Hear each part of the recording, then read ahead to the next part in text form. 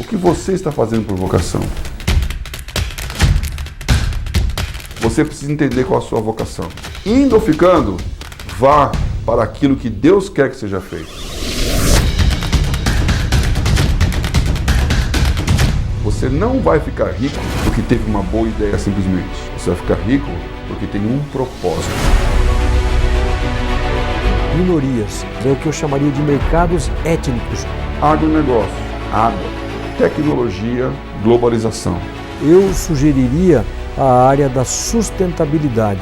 Por que as empresas têm investido tanto em sustentabilidade? Será que não é pela fidelização dos consumidores? O que tem se desenvolvido mais rapidamente, categorias como moda, como saúde e beleza, como casa e decoração. E, finalmente, a área de energia. Nós estamos diante de um cenário em que a gente tem as mudanças culturais e tecnológicas muito importantes. Essa mudança de cenário tem desafiado a igreja a ter conhecimentos específicos e saber utilizar essas ferramentas para a glória de Deus. O Tela Masterclass é, para mim, exemplar nesse sentido.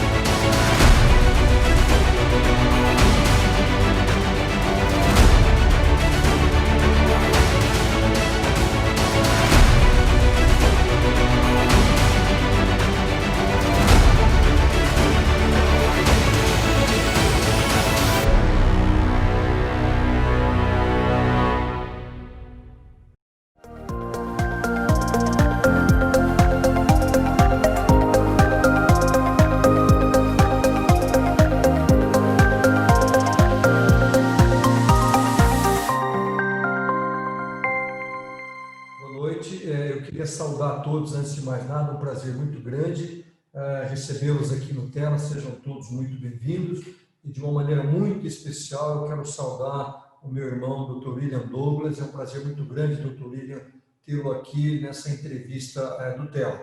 O Tela, como vocês viram, é um instituto formado por irmãos, por irmãs, por empresários, por investidores cristãos que, dentro de uma série de desafios, nós queremos interligar negócios, vocação, empreendedorismo, justiça, e é o que a gente espera agora que você possa aprender nessa noite de uma maneira muito especial. Como eu disse, nós temos hoje como nosso convidado o Dr. William Douglas. O Dr. William Douglas, apenas para dar um resumo para você que está nos assistindo, ele já é uma pessoa extremamente conhecida, mas eu gostaria muito de reforçar. Ele é um juiz federal extremamente atuante no Rio de Janeiro.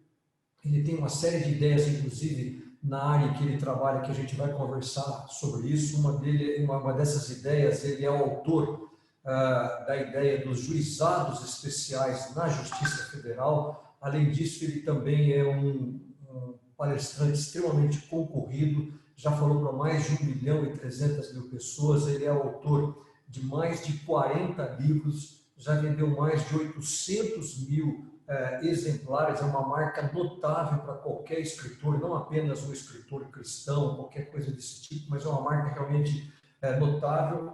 Tem aí no seu currículo um número tão grande de prêmios, ganhou o prêmio Inovare, e já de há muito, na segunda região do Tribunal Regional Federal, a quarta vara da qual o Dr. William Douglas ele é o juiz titular, por diversas vezes ela tem se destacado como prêmios de produtividade, quer dizer, é uma vara extremamente eficiente. E eu fiz essa pequena introdução. Ele está aí sempre naquela lista toda semana dos mais vendidos por diversas vezes na Veja, mas o que me impressionou muito, além disso tudo, desse currículo, o Dr. William Douglas ele é também um empreendedor. É nisso que a gente quer conversar um pouco, como que ele consegue ser esse profissional multifacetado e, ao mesmo tempo, extremamente bem-sucedido. Por isso, Dr. William, seja muito bem-vindo.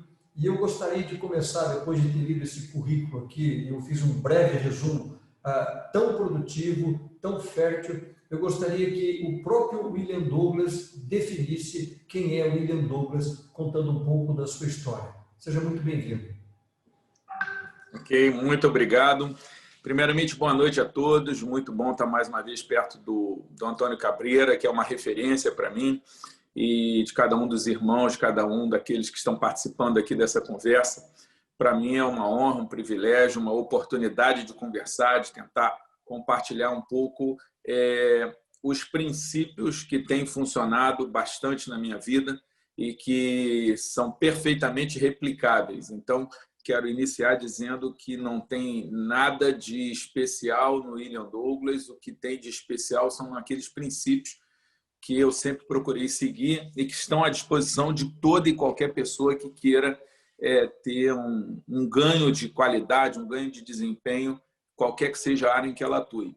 Bem, quem é o William Douglas? O William Douglas é brasileiro, casado, pai de três filhos, um juiz, um professor, alguém que tenta acertar, mas, mais que tudo, é um pecador em recuperação, lavado e remido no sangue de Cristo. Gosto muito das palavras do Luther King, quando ele diz que não sou o que eu devia ser, não sou o que eu gostaria de ser, não sou o que eu posso ser um dia, mas graças a Jesus Cristo eu não sou mais quem eu era. Então, talvez seja a melhor definição para mim. Eu não sou... às vezes as pessoas ficam olhando, o sujeito é best-seller, é um polímata, faz isso, faz aquilo. Gente, olha, o que eu quero dizer é que eu não sou nem o que eu devia ser, nem o que eu queria ser, mas graças a Jesus não sou mais quem eu era. Ninguém pode ser tão bom quanto a sua versão editada, né? Então, vocês estão hoje aqui, quem olha o currículo, quem olha essas coisas, vê a versão editada do William Douglas. A versão não editada é alguém que passa por luta, por dificuldade, mas que, graças a Deus, tem Jesus para ajudar aí na jornada. Amém. É Romanos 3:23. Todos pecaram e carecem da glória. Mas, doutor William, eu queria começar por uma coisa que o senhor se destacou bastante. Eu fiquei impressionado. Eu queria um pouco sobre a sua vida. Eu percebi que no início da sua vida, da sua carreira, na realidade o senhor, eu vou até usar aqui, desculpe, vou abrir parênteses, o senhor colocava assim, eu era um especialista em ser reprovado em concurso público. E depois o senhor literalmente virou a mesa, né, mudou o jogo totalmente, e hoje o senhor é conhecido como um guru dos concursos. Talvez ninguém tenha lido tantos livros para tratar dessa questão de concurso. Então, como é que a gente pode sair de um extremo na vida e ir para outro extremo, com tanta dificuldade, ser tão reprovado e, de repente, não só passar nos concursos, mas poder orientar as pessoas? Qual é o segredo? Perfeito. Bem, eu sempre ouvi muito essa pergunta, porque eu fui reprovado, de fato, em vários concursos. Fui reprovado no concurso para o Colégio Naval, fui reprovado para oficial de justiça, 2 vezes para defensor, 2 vezes para juiz. Então, assim, eu tenho uma lista bastante memorável de reprovações e depois eu fui aprovado em vários concursos e em boa parte deles em primeiro lugar. Aí foi primeiro lugar para defensor, para delegado, para defensor público. E hoje eu sou aqui comumente junto com a minha equipe, não sozinho, mas junto com a minha equipe, primeiro colocado em produtividade, já fui primeiro colocado em lista de mais vendido. E as pessoas perguntam qual o segredo, e eu sempre gosto de dizer assim, olha, não tem segredo, tudo o que eu usei é público e pode ser usado por qualquer um. Na verdade, o que existe é um conjunto de atitudes e de comportamentos, um conjunto de princípios que, sendo seguidos por qualquer pessoa, ela pode virar o jogo. Então, nós estamos diante aí, na verdade, de empreendedorismo. Eu sei que o empreendedorismo é uma palavra muito valiosa para o Tela e para o mundo funcionar. Então, na verdade, o concurseiro ele também é um empreendedor. Às vezes as pessoas não conseguem ver isso, como saindo de um lugar e indo para outro. E essa jornada de crescimento, de transformação, eu fui obrigado. Eu costumo dizer que depois da minha última reprovação, eu resolvi desistir e não mais fazer concurso e tomar conta das fazendas de minha mãe ou da metalúrgica de meu pai, porque eu não aguentava mais essa pressão do concurso. E que esse plano teria dado certo se mamãe tivesse alguma fazenda ou se papai fosse dono de uma metalúrgica. Como não era, sobrou apenas a necessidade de eu continuar. Então, eu não continuei no concurso por ser herói, por nada. Eu continuei porque era a única porta que, na época, eu conhecia, que eu poderia passar e encontrar meu lugar ao sol, ter dinheiro para pagar minhas contas, poder me realizar. Depois disso, foi interessante, e eu gosto de falar isso, Cabreira, eu gosto de falar isso para todo mundo. Quando eu vinha sendo reprovado em concurso, as pessoas, eu procurei, eu fiz benchmarking, eu procurei quem são as pessoas que poderiam me ensinar a passar em concurso. Olha, certamente aqueles cidadãos que passaram em primeiro lugar nos seus respectivos concursos, porque são os caras que mais entendem de passar em concurso.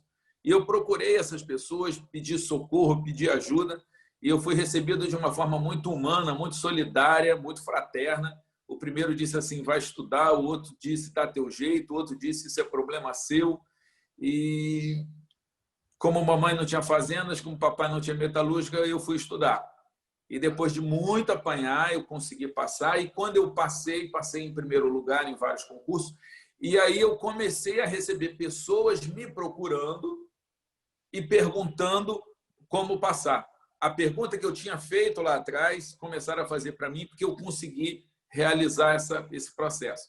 E aí, não por ser bonzinho, não por ser um sujeito legal, mas por causa das orientações de Jesus Cristo, que diz para a gente tratar o outro como gostaria de ser tratado, eu comecei a dizer para as pessoas como passar. Então, as pessoas ensinam, os professores ensinam direito constitucional, direito civil, direito administrativo, mas ninguém ensinava como estudar, como se organizar, como fazer prova. E eu comecei a falar disso e ninguém falava, todo mundo só dizia assim, vai estudar, dá teu jeito. E por causa dessa orientação bíblica, eu agi diferente. A Bíblia fala lá em Salmo 1, né? Não andar segundo o conselho, segundo o padrão, segundo o paradigma do mundo, mas segundo manda a Bíblia. E daí as pessoas começaram a me procurar, fazer fila na quarta vara. Era tanta gente querendo saber como passar em concurso que a solução que eu dei foi escrever um livro. Levei esse livro para 5 editoras, escrevi o livro, levei para 5 editoras, fui rejeitado nas 5 editoras. E quando pensei em, tipo assim, ninguém vai publicar, eu lembrei que a Bíblia fala que são os valentes que conquistam as riquezas, que aquele que quer alguma coisa que ele tem que empreender, a Bíblia fala claramente nisso. E aí eu resolvi criar minha própria editora e eu pensava o seguinte, bem, eu vou apresentar meu livro para mim, aí eu aprovo meu livro e publico meu livro. E, de fato, eu criei minha editora, eu era o único funcionário, mas eu mandava alguma coisa ali e, por isso, meu livro foi aprovado. Apresentei o livro para mim, fiquei na dúvida, aprovei o livro e dali surgiu uma editora que fez história, ela existe até hoje, né? Tem mais de 20 anos. Uma coisa legal, eu tenho 20 anos sem uma reclamação trabalhista. Isso aí eu acho que é bem difícil. E dali saiu isso aí. Então, como que eu saí do reprovado para o aprovado? Com muito esforço, com muita demora, com muito sofrimento. E dali eu cunhei os mantras do concurso, que eu chamo mais de concurso. Um deles diz o seguinte, que toda terra prometida tem um deserto antes. E eu tive lá o meu deserto, mas em compensação, quando você chega na terra prometida, você tem alguma coisa para contar. Então foi esse processo e me ajudou bastante, me deu oportunidade de fazer outras coisas muito legais depois que eu consegui passar no concurso. Bacana. Pegando esse gancho que foi colocado, a gente tem essa ideia sempre de que o empreendedor ele está um pouco distanciado do servidor público, como o senhor colocou. Mas antes de chegar nesse assunto, isso me interessa bastante, eu queria saber assim, eu li o seu currículo e vi a quarta vara, ela é premiada, ou seja, o que nós estamos falando hoje aqui é de um servidor público que é altamente premiado por eficiência. O que é isso? Porque a imagem que a gente tem como brasileiro, isso não é nenhuma crítica, mas é aquele serviço público assim, lento, que não é eficiente. Qual é a diferença? Como um servidor público, e nós temos aqui alguém que pode ser servidor público que está nos assistindo, qual é o estímulo que ele precisa, o que ele também é importante que ele possa ter para ser também eficiente, não só no setor privado, mas também no setor público? Perfeito, essa é uma ótima pergunta. Essa visão estereotipada do servidor público não é uma visão, infelizmente, não é uma visão equivocada. A gente realmente tem dentro do serviço público muita gente ruim, muito preguiçoso, muito incompetente, muito corrupto, existe. Eu também uso o serviço público e às vezes, Antônio, eu fico agoniado, porque eu já tive alguns acessos em serviço público, porque a gente chega para ser usado e todo mundo com uma vontade, sujeito olhando de cara feia, e mais de uma vez eu já comecei a dar bronca e dizer assim, olha, isso aqui é uma vergonha, vocês têm que agir diferente, isso aí não é jeito de tratar o cidadão. Infelizmente, nós também temos ilhas de eficiência, nós também temos muito servidor, muito dedicado. A gente vê mais de uma vez também servidor gastando, tirando do próprio bolso para a repartição funcionar. E as pessoas, o serviço público, ele não sabe fazer a propaganda do que tem de bom. Então, eu posso assegurar que esse serviço público feio, que existe de fato, ele tem em contraposição um serviço público bonito, que a gente viu boa parte dele agora durante a pandemia e que não recebe a devida atenção. Bem, a gente tem um dever de ser eficiente. A Constituição, no artigo 37, diz que nós temos o princípio da eficiência, né? Tá lá, quem faz concurso sabe que é um processo mnemônico LIMP, né? Legalidade, impessoalidade, moralidade, publicidade e eficiência. São princípios constitucionais que deveriam ser o grande norte, a grande referência do serviço público. Nós temos os estatutos, nós temos todo um arcabouço legal que diz que a gente tem que ser bom servidor, né? Agora, para quem é cristão, como é meu caso, eu tenho lá uma ordem bíblica dizendo o seguinte: trate o seu Senhor como se fosse o próprio Cristo.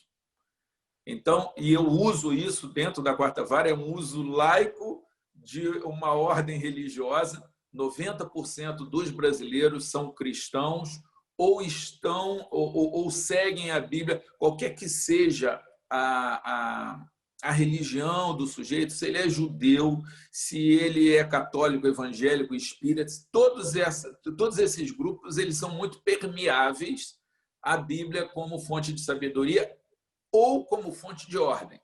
E a Bíblia diz assim: trate o seu patrão como se fosse o Cristo. E é muito fácil, qualquer pessoa pode explicar que o patrão no Brasil, nem sempre percebido, mas o patrão é o povo. O povo é o titular do poder político, o povo é que fez a Constituição, o povo é o patrão dos três poderes. Então, aquela pessoa que chega ali frágil, necessitada, vulnerável, no balcão, aquele cidadão ali, ele é o titular do poder. Ele é o teu patrão. Ele pode não parecer patrão, mas ele é o patrão. E a Bíblia diz que eu tenho que tratá-lo como se fosse o próprio Jesus Cristo. E eu costumo muito fazer palestras sobre serviço público, sobre qualidade, produtividade, sobre felicidade de serviço público. E eu gosto de dizer assim: cada vez que chega alguém no balcão, você pode dizer: Jesus Cristo chegou ali no balcão. Jesus chegou no balcão. Como que a gente vai tratar Jesus?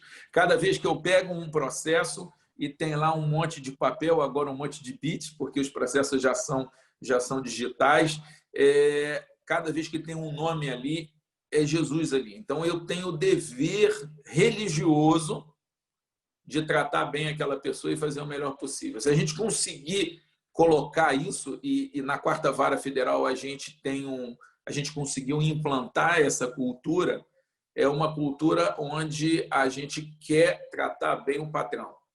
E isso funciona. Olha só, é impressionante como funciona. Se você conseguir convencer as pessoas de que elas estão lidando com alguém que tem direitos, que você tem que melhorar a vida dele, que você está ali exatamente para isso, funciona, rende. E isso a gente tem aplicado na Quarta Vara e tem funcionado bastante. Bacana. É aquilo, né? Quer comais, quer bebais, tudo que fizer a gente tem que fazer para a honra e glória do nosso Senhor. Então, eu gostei muito dessa sua expressão, de cada processo que eu pego é como se fosse ali o meu Senhor, né? Então, em todos os serviços, não só como titular de uma vara federal, mas em tudo. Isso é um mandato cultural que a gente tem que exercer. E nessa questão que o senhor colocou aí sobre várias religiões, e aí o senhor é um irmão, é um cristão também, eu pergunto, a fé, ela atrapalha no serviço público, ela tem alguma restrição, ou principalmente como juiz, há alguma dificuldade em relação a isso? Não. É interessante, um conceito que a gente aplica bastante, isso aí serve tanto para a pergunta anterior quanto para essa. Existe uma confusão muito comum dentro do serviço público, que é o seguinte: o servidor está chateado com o governo, ele está chateado porque ele não tirou férias, ou porque o chefe dele não é tão legal, ou porque ele não teve a database, e às vezes essa pessoa vai punir o cidadão porque ele está chateado. E a gente tem que conseguir romper essa linha onde eu não posso punir o cidadão porque eu estou chateado com o meu empregador. São relações autônomas. E quando você traz isso para essa responsabilidade pessoal, que ela pode ser trabalhada com o evangelho, para quem é permeável a isso, mas pode ser trabalhada por outros caminhos para quem, por exemplo, um ateu, ele vai aceitar bem isso? Vai, se você usar o argumento correto. A gente tem que... São duas relações diferentes. Eu não posso punir o cidadão porque eu estou chateado com o meu patrão, porque eu estaria punindo o inocente. Então, as pessoas, elas são permeáveis a isso. Veja, o grande risco da fé no local de trabalho é quando você tenta usar a fé seguindo conselhos. Você usa a fé de uma forma proselitista, isso é bem complicado, ou quando você tenta usar conceitos errados. Então, por exemplo, se eu estou dentro da igreja e eu pego a Bíblia, eu viro para o sujeito que está ali, que também reconhece a Bíblia como regra de fé e conduta, é muito fácil. Você abre a Bíblia e fala assim, aqui está dito não fazer alguma coisa. Meu irmão, não tem argumento, acabou, é a ordem e você tem que seguir. E a Bíblia aplicada nesses locais, ela não pode ser colocada dessa forma dogmática. Ela pode ser citada, mas como um livro de sabedoria e que a pessoa vai seguir ou não de forma voluntária, totalmente voluntária. A fundamentação é outra. Então, a fé no local de trabalho. Se eu aprender a entender que o Estado é laico, que cada um tem a sua religião, que ali não é um evento religioso, não é um ambiente religioso, eu posso exercer, posso e devo exercer a minha fé, mas de uma forma que não ofenda a fé alheia, de uma forma diferente. Se você conseguir fazer isso, eu acho que a fé ajuda. Cabreira, a fé ajuda e ajuda muito. Até porque nos momentos mais difíceis, em que você está mais chateado, a fé te segura. A fé te segura. Eu já tive a oportunidade de deixar de falar em eventos importantes e depois me disseram que eu fui cortado do evento porque eu falo muito em Deus.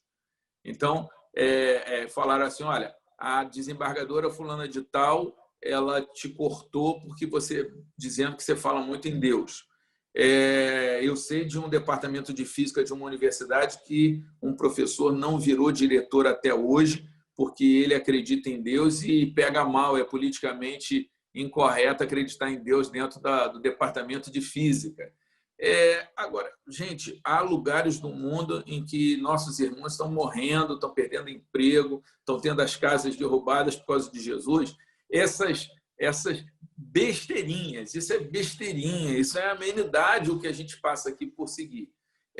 A fé no local de trabalho. Veja, eu acredito piamente que o campo missionário de cada cristão é o seu local, pelo menos um deles é o seu local de trabalho. Eu me lembro que eu fui consultado uma vez, depois de uma palestra, veio um homem e ele disse que o sonho dele era ser delegado de polícia e que ele estava pensando em, por mais que ele amasse, ele amava mais o Senhor e queria servir ao Senhor, e ele falou que estava pensando em largar a faculdade de Direito e o concurso, né, que ele já estava se preparando já durante a faculdade como concurso de delegado para ir servir a Deus. E eu falei para ele, eu falei, amigo, olha, você me desculpe, estou te dizendo isso porque você perguntou a tua opinião. Deus já tem bastante pastor, muito pastor bom aí. E Deus está precisando mais de delegado de polícia do que de pastor, se você quer saber. Então, eu estou absolutamente convencido que Deus está precisando de engenheiros, de médicos, está precisando de administradores. Não que não precise de pastores, é óbvio, mas eu espero que entendam bem. Deus precisa de empresários, Deus precisa de empresário, o empresário ali fazendo diferença, o empresário sendo diferença, sendo sal e luz. Aquela ideia de que a gente precisa evangelize sempre, né? Evangelize sempre, se precisar, use as palavras. Se você for um bom profissional, você vai estar evangelizando, mesmo que você nunca cite a Bíblia, mesmo que você nunca convide o sujeito para a igreja. Você, mais de uma vez, eu fui procurado por alguém que fala assim, William, como é que funciona? Como é que você consegue produzir mais? Qual é o segredo? Né? Ou então, alguém chegar e falar assim, William, por que você está no movimento negro? O que você está fazendo dentro do movimento negro? E para essas duas perguntas, eu digo assim, por causa da Bíblia, por causa de Jesus, e eu acho isso muito poderoso e creio que Deus está precisando de profissionais que sejam exemplo, que sejam sal e luz, e naturalmente as pessoas vão perguntar por que você está sendo diferente, e aí é uma hora de você dizer, olha, porque eu tenho um chefe, porque eu tenho um dono, porque eu sou escravo, porque eu sou servo. Amém, amém. Doutor William, essa pergunta para mim, particularmente, é muito importante, porque o senhor é um juiz, o senhor é um titular do direito, e na sua visão, como um irmão, como um cristão, o que é justiça? Eu vou usar um conceito bem antigo, um dos primeiros que eu aprendi. Justiça é dar a cada um o que é seu. Então, aqui na Terra, é você aplicar a Constituição, as leis, é você aplicar os direitos humanos, é você fazer o seu melhor. Então, esse conceito. Né? Agora, a gente sabe que justiça mesmo só em Deus, que Deus é justo, que Deus é bom, mas num plano secular, eu acho que a gente tem um arcabouço legal muito bom. A Constituição é extraordinária. Dentro do plano secular, dentro do plano cívico, como cidadão, como profissional, como juiz, como professor universitário, se você pegar ali o artigo 1º a 5º da Constituição, a gente já consegue o suficiente. Pega o preâmbulo, né?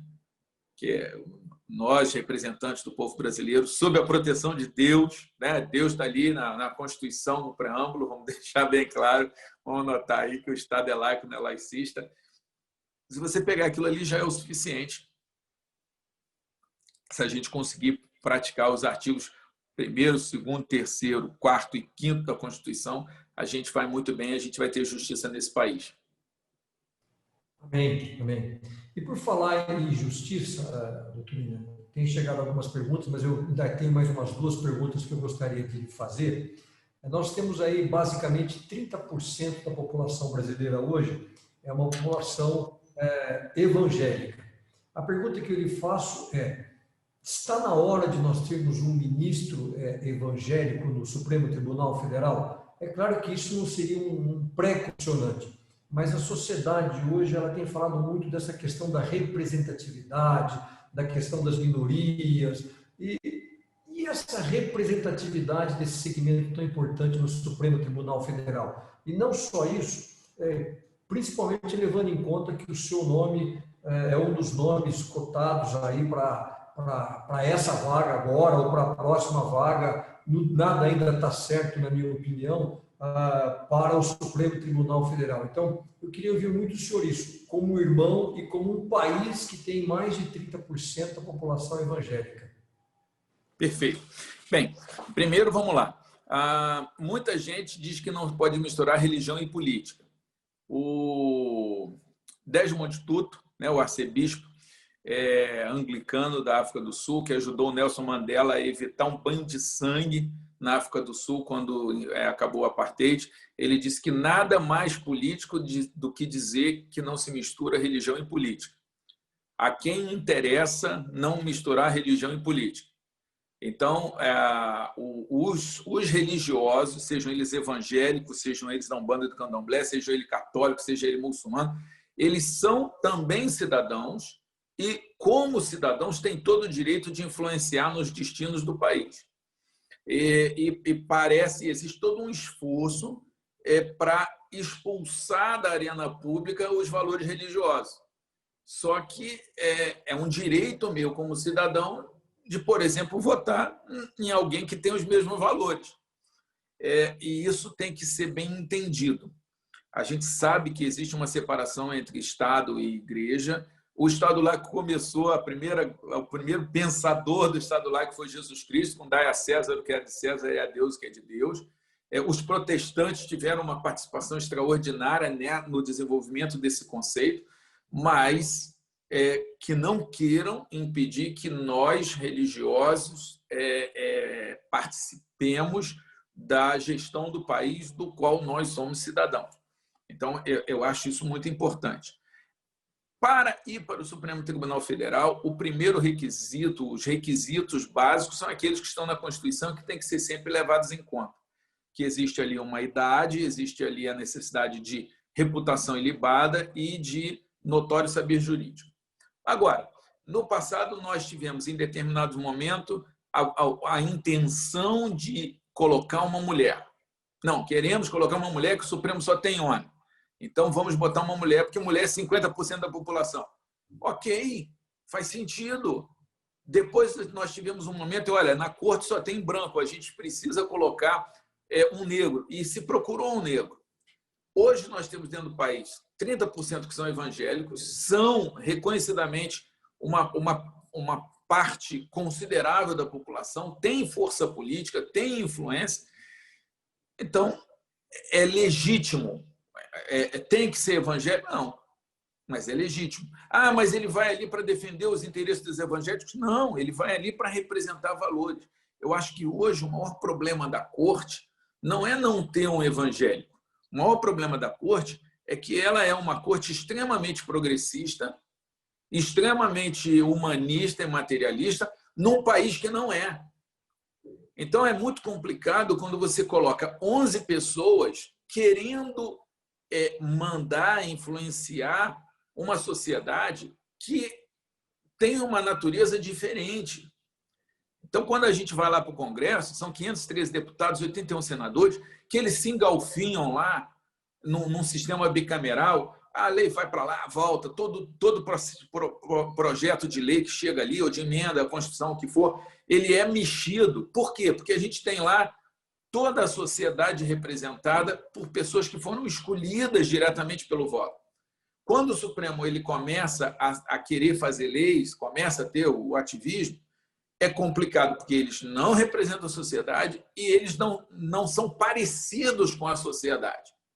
Então, se hoje você colocar na verdade, eu acredito que o que o presidente quer ao escolher um evangélico, tem lá o conteúdo político da representatividade, mas eu acho que, na verdade, o que ele quer mesmo é um terrivelmente conservador, porque falta no Supremo mais representantes dos conservadores, e isso é bom. A gente precisa ter equilíbrio na corte. A corte hoje ela não está, ela tá meio desequilibrada. Eu acho que isso que a gente tem que resolver na corte, e é legítimo. E o presidente ele foi escolhido e faz parte das atribuições dele indicar o ministro do Supremo Tribunal Federal.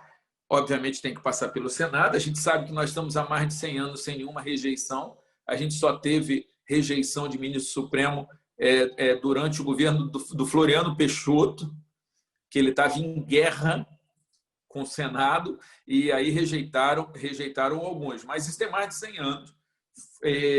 Então, normalmente, quando o presidente indica, a pessoa passa. Então, desculpe me alongar na resposta, mas é perfeitamente legítimo que seja indicado um evangélico, e o que está na hora, urgente, de nós termos conservadores no Supremo Tribunal Federal.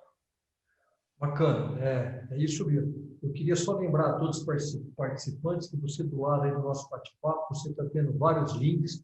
Clica lá que você vai saber mais sobre o Tela, esse tipo de entrevista que a gente está tendo agora com o Dr. William Douglas. Isso você vai ver sempre no Tela. Então, clica lá, faz o seu cadastro, deixa o seu contato, que a gente quer te conhecer melhor. Dr. William, eu queria só reforçar exatamente esse ponto, quando um país é dirigido por 11 pessoas que não foram eleitas. Isso foi muito bem colocou. Eu acho que o ativismo e a judicialização das coisas ela é péssima para a democracia. A gente viu, por exemplo, aí o Supremo definir o abuso do direito religioso, uma figura que não está na legislação. Mas, com tudo isso, a pergunta que eu queria me fazer era o seguinte: dentro desse cenário e com esse Supremo Tribunal Federal, ou com a política brasileira, como que o senhor enxerga a questão da tolerância religiosa? Nós, como cristãos, temos que ficar preocupados, temos que ser mais ativos. Como que isso está caminhando em termos de tolerância religiosa no Brasil? Perfeito.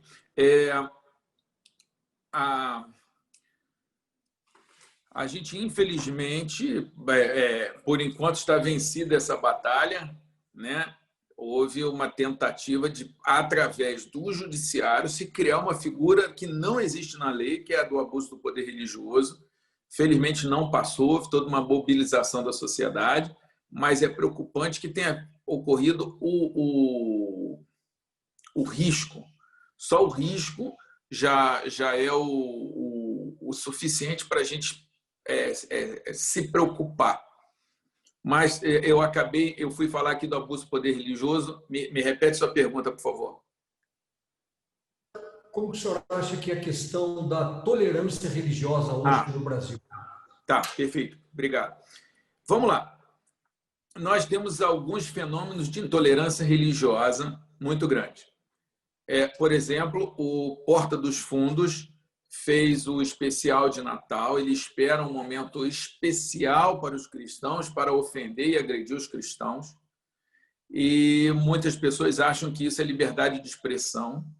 É importante que as pessoas saibam que existem duas grandes visões da liberdade de expressão. A visão europeia, que a liberdade de expressão tem limite, que não existe direito absoluto, e aonde você não se aceita o que o Porta dos Fundos fez, de ofender todos os cristãos. E aí não são só os cristãos, são também os muçulmanos foram ofendidos, também tem outro. Então, existe esse problema, e existe a visão americana, que não é a visão da Suprema Corte brasileira, pelo menos historicamente falando, que a liberdade de expressão é quase que um direito especial, mais importante do que os outros. A gente tem vivido no Brasil muitos ataques aos católicos, às igrejas, aos símbolos católicos. Você vê que há um prazer especial de alguns grupos ativistas de vilipendiar símbolos católicos. E a gente é protestante, eu sou protestante, eu não tenho nenhuma relação com um santo católico. Mas quando um santo católico é pichado, é quebrado ou coisa pior, eu tenho que me sentir ofendido, porque essa cultura de desrespeito ao sagrado do outro, ao sagrado alheio, ela tem que ser combatida, porque amanhã ela vai me atingir. Não precisa ser nenhum democrata, nenhum grande apaixonado pelos direitos humanos. Eu quero que respeite o terreiro de Umbanda, que não pode ser invadido, porque eu não quero que amanhã invadam a minha igreja aqui, onde eu vou lá cultuar. Então, no Brasil, a gente tem muito desrespeito à religiosidade católica, a gente tem muito desrespeito à questão nos terreiros de Umbanda, que a gente tem tido aqui o absurdo de invasões. Eu tenho defendido, inclusive, para mudar a legislação para classificar como terrorismo. Agora, é interessante porque a mídia tem simpatia muito grande com a Umbanda e com o Candomblé e tem uma má vontade muito grande com os cristãos, especialmente com os evangélicos. Então, se o sujeito cometeu um crime, se um engenheiro cometeu um crime, o engenheiro matou a esposa. Mas se por acaso esse engenheiro foi evangélico, é um engenheiro evangélico, ou talvez evangélico mata a esposa. E basta reparar que qualquer pessoa que é indicada, por exemplo, eu agora com essa história de Supremo, de eu ser um dos cotados, a Folha de São Paulo ficou publicando lá pastor, pastor, pastor, pastor. Eu sou pastor, mas eu mandei para a Folha de São Paulo uma nota dizendo o seguinte: olha, considerando que o Estado é laico, quando o assunto for Supremo, por favor, me trate como juiz e não como pastor. Eu tenho muito orgulho de ser pastor, mas ele não pode. Se o assunto é Supremo, eu sou juiz, eu tenho um currículo, eu sou professor, eu tenho mestrado, eu sou premiado por atividade. Que papo é esse de me chamar de pastor? Nesse sentido, a Damares Alves, que é a nossa ministra dos Direitos Humanos, ela falou com muita propriedade. A expressão terrivelmente evangélico vem dela. Ela que criou essa expressão, e a origem, a explicação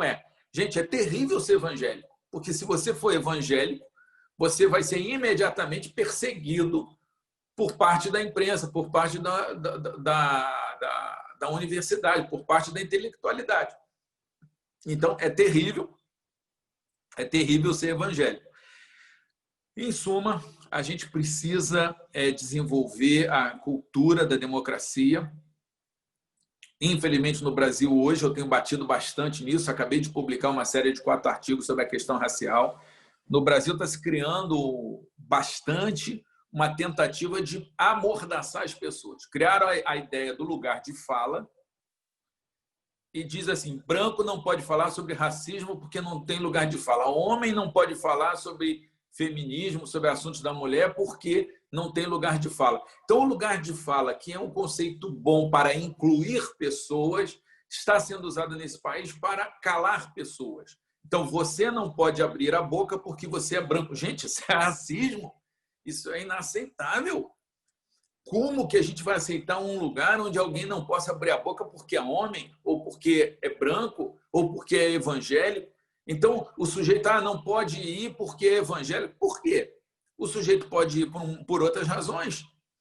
Em suma, nós vivemos um país que é democrático, que as instituições estão funcionando, que a gente está evoluindo, mas ainda é um país com muito preconceito religioso, com muito intolerância religiosa. Agora, vamos lá, vamos conversar como adultos. Parte dessa intolerância os evangélicos têm. Infelizmente, parte dos evangélicos age como se a sociedade fosse toda ela evangélica e toda ela submetida à Bíblia. Então, como estamos aqui na intimidade do lar, né, a gente também precisa fazer um meia-culpa. Nós temos alguns radicais evangélicos que querem impor os nossos princípios à força. Aí não dá. Assim como eu não quero que me imponham outra religião, porque eu sou protestante, porque eu sou de Jesus, eu acho que, às vezes, o evangélico, alguns evangélicos, alguns católicos, a gente em todos os lugares tem, a gente também tem que tomar o cuidado para respeitar a religiosidade alheia, né? É sempre bom e lembrar que foi Jesus que ensinou isso. Jesus pergunta: você quer me seguir? Ou, como diz o profeta, não por força nem por violência, mas pelo meu espírito. A gente tem que ser também praticante disso. E, infelizmente, por exemplo, aqui no Rio de Janeiro, nós temos um conjunto de favelas aqui em que foi criado o Complexo de Israel. São traficantes que a mãe e a avó são evangélicos, então eles não entendem bem o evangelho, eles simplesmente quebraram todos os santos católicos que tinham os oratórios eles expulsaram os umbandistas, os terreiros de Umbanda e de Candomblé, e eles colocaram lá uma estrela de Israel. Se você passa pela Avenida Brasil, você vê uma estrela de Israel, e naquele lugar você não tem a liberdade de ser da Umbanda e nem a liberdade de ser do Candomblé e nem católico. Gente, isso aqui está virando Laos, está virando Kuwait, está virando Arábia Saudita. E nós não podemos olhar isso com nenhuma tolerância. Aí quem tem que ser intolerante é a gente. Não é porque o sujeito acha que é evangélico, ou não é assim que funciona, e a gente precisa se unir para dizer o seguinte: cada um vai escolher a sua religião. Então, dentro do nosso mundo... Desculpa, é que eu fico agoniado. Desculpa, estou me estendendo. Podem ser tudo, são traficantes, são tudo, mas não são evangélicos, né, doutor William? Nós estamos assim, está sendo muito gostoso, o tempo está passando tão rápido, está chegando várias perguntas, eu não vou ter tempo de fazer as perguntas, mas eu não poderia deixar, antes de mais nada, de mostrar aqui algo que eu tenho aqui. Olha aqui, ó, o doutor William, ele é autor dessa Bíblia de comentários chamados Fé e Trabalho. Eu queria que o doutor William falasse um pouco aqui sobre essa Bíblia, porque esse é um dos objetivos do Tela, associar a fé ao trabalho, quer dizer, a sua vocação, o empreendedorismo, com a inovação, com o mandato cultural. Fala um pouco sobre essa Bíblia para a gente, doutor William, Fé e Trabalho. Bem, a origem dessa... Primeiro, essa Bíblia é muito bem prefaciada, um orgulho para mim o prefácio, publicada pela SBB. Para mim foi uma alegria muito grande ter uma Bíblia de estudo. Foram 5 anos e meio de trabalho, da ideia da Bíblia até isso que a gente tem agora, foram 5 anos e meio. Foi bastante investimento também, que eu contratei uma equipe de doutores e pós-doutores e coloquei na mão deles todos os livros que eu já usei. Veja, em sentenças, em livros seculares, eu menciono a Bíblia enquanto fonte de sabedoria. Eu tenho livros voltados para o público evangélico. Então, eu estou falando de um evangélico para um evangélico falando sobre religião. Mas eu criei uma terceira linha que eu chamo de livros com a sabedoria da Bíblia para aplicação laica. Deixa eu explicar, tentar rapidamente dizer qual é a lógica. Eu costumava ir para várias cidades do país, eu já fui a todo o estado do país, já falei para mais de 2,5 milhões de pessoas, para falar sobre direito ou sobre concurso. E normalmente isso acontecia no sábado e eu tinha que dormir na cidade porque avião só no outro dia. E ao invés de pegar o primeiro voo, eu pegava o voo da tarde e de manhã eu ia na igreja da cidade para conhecer a igreja, para conviver.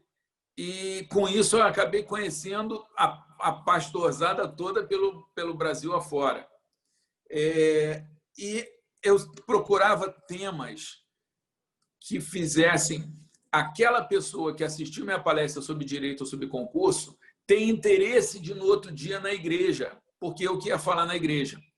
Então, se eu fosse falar sobre o Espírito Santo, sobre os dons do Espírito, se eu fosse falar sobre se a gente vai ser arminiano ou calvinista, não ia atrair o público geral. Mas se eu fosse falar sobre sucesso profissional, sobre carreira, sobre trabalho, as pessoas vão. Ou sobre como ganhar dinheiro, as pessoas vão. O que a Bíblia ensina sobre como ganhar dinheiro? Que heresia, a Bíblia não é para isso. Gente, a Bíblia fala sobre como lidar com dinheiro. E isso levava as pessoas lá. Então, por exemplo, o que a Bíblia ensina sobre sucesso? Isso atrai muitas pessoas, porque as pessoas... É uma demanda imediata. De tanto falar disso, saiu o livro As 25 Leis Bíblicas de Sucesso e o livro Sociedade com Deus, que são mais 25 leis. E aí eu descobri, e isso acabou criando nichos em editoras, que existe toda uma demanda para o que a Bíblia ensina se a pessoa for capaz de não falar evangeliquez. E daí surgiu uma série, eu tenho uma série de livros meus em que eu falo sobre a Bíblia, mas sem o linguajar e o fundamento religioso. Então, por exemplo, eu tenho um livro que é a luta de Davi e Golias, analisada do ponto de vista da estratégia, do ponto de vista bélico, do ponto de vista não religioso. E isso atrai muito. Resultado, eu tenho ao todo hoje 59 livros publicados. Eu peguei esses 59 livros, coloquei todos eles em cima da mesa, coloquei quatro profissionais, doutores ou pós-doutores, e falei assim, olha só, o conteúdo é esse aqui. Vamos criar uma Bíblia de estudo, e aí teve um coordenador, que é o Marcos Simas, onde a gente pegou tudo isso que eu produzi ao longo da vida e a gente jogou na Bíblia de estudo. Então, essa é a origem da Bíblia de estudo. E eu acredito que seja bastante útil ou para o cristão ou para ele dar de presente, justamente porque são temas que atraem o não cristão para ver a Bíblia. Mas então, poderia dar uma aprofundada, doutor Igor, porque o que eu acho importante, que o senhor colocou, essa Bíblia tem um subtítulo chamado Fé e Trabalho. A gente sabe que a Bíblia ela não é um manual de economia. E as pessoas falam, não, você não vai encontrar na Bíblia um manual, um sistema econômico. Eu sei disso, até porque naquela época nem se existia ainda a palavra tratado de economia, alguma coisa desse tipo. Mas se eu quero aprender sobre economia, sobre finanças, sobre empreendedorismo, eu vou aí da maneira secular, porque todo escritor, todo autor, ele leva a sua cosmovisão para aquilo que ele escreve. Então, por que eu vou aprender sobre economia na literatura secular? Por que eu vou aprender sobre finanças apenas na literatura secular? Então, eu posso recorrer à Bíblia sem nenhum tipo de heresia. Claro que eu não vou extrair daqui um sistema político ou um sistema econômico, mas eu vou tirar as bases, eu vou tirar os fundamentos. Então, eu só queria, como última pergunta, o que o senhor me fala dessa associação, a fé e o trabalho? Qual é a sua visão sobre isso? Bem, os beneditinos eles têm um lema que é ora et labora, né? Você ora e faz sua parte, né? Eu gosto muito do que o Moisés, quando começou a orar, o que Deus disse para Moisés: Moisés, para de orar e marcha. Então, ao mesmo tempo que a gente tem o orar sem cessar, também tem o seguinte, amigo, tem uma hora que você tem que ir em direção ao mar e não fica orando, não. Eu quero que você haja. A gente tem batalhas onde Deus fala, você não vai lutar, essa é minha. Olha que beleza, que delícia ouvir isso de Deus, né? Olha, você não precisa lutar nada, fica quieto aí que eu vou... E só assiste. Mas tem outras horas que ele fala assim, olha, vai lá e pega a espada e luta. Então, eu acho que essa é a combinação perfeita. Agora, eu sempre digo essa questão de Bíblia, eu digo o seguinte, se você chegar num pronto-socorro com um tiro no peito e um tiro na mão, o médico vai olhar primeiro o tiro no peito. Quando resolver esse, ele vai pegar o tiro na mão. Eu digo o seguinte, a Bíblia, a questão da salvação da alma, de você não ir para o inferno, não é o tiro no peito, é a maior emergência. Quando você chega na Bíblia, a maior emergência é você saber que você é pecador e que você vai para o inferno, que você precisa aceitar Jesus e ser perdoado. Essa é a emergência médica mais grave. Agora, depois que você resolve essa, a Bíblia diz, por exemplo, que você não pode explorar o trabalhador que trabalha para você. A Bíblia diz que você não pode ter lucro exagerado. A Bíblia fala que você deve distribuir lucro. A Bíblia, isso inclui, quando fala em lucro, se fala a honra. Então, a quarta vara é premiada por produtividade. Eu nunca aceitei, nem nunca falei eu sou premiado por produtividade. Eu sempre digo assim, a minha equipe é premiada por produtividade. Então, eu acho que é uma combinação perfeita. Tem coisas que se resolvem com a fé e tem coisas que se resolvem com o trabalho. E a lógica da Bíblia é essa. Tem a parte da fé, tem a parte do trabalho. Quando a gente consegue equilibrar essas duas, a gente tem algo extremamente poderoso, extremamente eficiente para fazer rodar a coisa. Bacana. Eu quero dizer para vocês que vale a pena essa Bíblia. Eu estava lendo ela, eu achei interessante, por exemplo, uma colocação que tem aqui, muito curiosa, que a maioria das vezes que Deus aparece para conversar com alguém, ele aparece com alguém que está no trabalho. Tem-se a impressão até que Deus não aparece para os preguiçosos, né? O sujeito está lá dormindo, acabou de acordar. Não, a gente vai ver que Moisés estava pastoreando, Davi estava tomando conta das ovelhas. É nesse momento que Deus está agindo. Então, parabéns por ter trazido pela primeira vez. Nós não temos ainda no Brasil esse tipo de material, fé e trabalho. Agora a gente tem uma Bíblia lançada pela Sociedade Bíblica do Brasil. Então, é muito bacana, meus cumprimentos por isso. E isso, doutor William, vem muito ao encontro dos objetivos do TELA, nessa questão do empreendedorismo, nessa questão da fé e do trabalho. Nós estamos chegando ao final, foi um prazer muito grande. Eu quero agradecer mais uma vez a sua participação, mas eu quero deixar aí como palavra final os seus comentários, a sua despedida, do que o senhor quiser colocar, fique à vontade. E mais uma vez, só os meus cumprimentos. Eu sou um empresário cristão, e quero dizer que fiquei muito contente com o lançamento dessa Bíblia. Eu espero que o senhor, como escritor aí, quase batendo 1 milhão, né? Estamos torcendo para que logo bata aí na casa de 1 milhão de exemplares vendidos, continue escrevendo sobre isso. Nós precisamos de mais literatura que associe finanças, que associe negócios com a fé, com a nossa vocação. Doutor William, para o senhor as palavras finais, nós vamos encerrar e logo em seguida eu estarei passando a palavra para a Meire. Mas antes de eu passar a palavra, não se esqueça não, vá lá no site, vá aí no link que nós estamos colocando, faça o seu cadastro, seja ativo, participe, tome conhecimento das próximas entrevistas. Doutor William. Bem, eu quero dizer que eu fiquei extremamente honrado, para mim é um privilégio privar da sua amizade, da sua companhia, Antônio, o senhor é uma referência para mim, estar aqui com os companheiros do Instituto TELA. Quero deixar qualquer pessoa que quiser no meu site, que é williamdouglas.com.br. Se a pessoa colocar /cortesias, ela vai ter lá uma palestra sobre concursos, uma palestra sobre maratona, uma palestra sobre atividade, sobre Davi e Golias. Tem bastante palestra, todas elas gratuitas. Eu acabei de publicar 4 artigos, saíram outros pontos também, mas também no Jornal O Dia. Qualquer pessoa que colocar meu nome e Jornal O Dia e racismo vai ver 4 artigos, que é um assunto bastante atual. Esse assunto lá do Magazine Luiza, a questão, todas essas questões, eu sempre procuro enfrentar essas questões polêmicas.